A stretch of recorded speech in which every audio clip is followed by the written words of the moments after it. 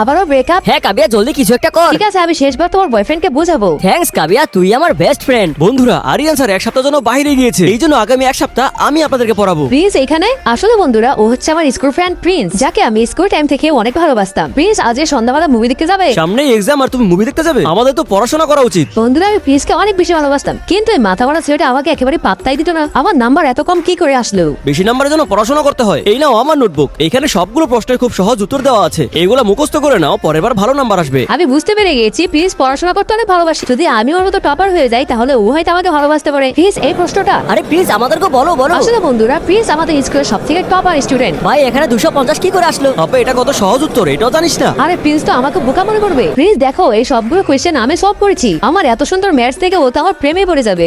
উত্তর তো ঠিকই আছে, কিন্তু এগুলোকে আরো ছোট করে সলভ করা যেত। আরে প্রিন্স, তুমি সবসময় আমার কাজের মতো কমতে কেন দেখো? সরি কাবিয়া। আর ওই দিনের পর থেকে পড়াশোনার মধ্যে আমার কোনো মনই বসতো না। লাইব্রেরিতে গিয়েও ওখানে পড়া কম, দুষ্টুমি বেশি করতাম। আর যদি প্রিন্স কখনো আমার সামনে চলে আসতো তাহলে তাকে দেখে আমি ইউ টার্ন মারতাম। আরে কাবিয়া দাঁড়াও, কি হয়েছে? তুমি আমার সাথে কথা বলছো না কেন? আমি কেন কথা বলবো? তুমি কে? আচ্ছা ঠিক আছে, তুমি কথা বলবে না তো? আজকের পর থেকে আমিও তোমার সাথে কথা বলবো না। আর ওই দিনের পর থেকেই আমরা একে অপরের সাথে আর কথাই বলিনি। তুমি এত জলদি করে টিচার কি করে হয়ে গেলে? স্কুল কমপ্লিট হওয়ার পর আমি সোজা টিচার হওয়ার পড়াশোনা করি। আচ্ছা, তোমার কি কোনো গার্লফ্রেন্ড আছে? এতদিন তো ছিল না, তবে খুব জলদি হয়ে যেতে পারে। কাবিয়া ডার্লিং, আমি তোমাকে স্কুল টাইম থেকে ভালোবাসি। তাহলে বোকে এত লেট করে প্রপোজ করলে কেন?